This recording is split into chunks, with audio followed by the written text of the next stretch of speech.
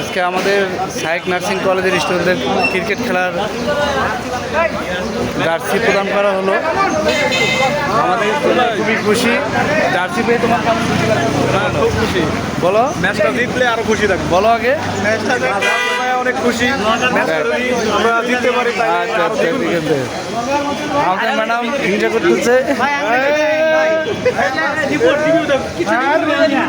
আচ্ছা না, রিভিউ দাও সব, নতুন দাও। কেমন লাগতেছে জার্সি পেয়ে বলো? জার্সি পেয়ে খুবই ভালো লাগে।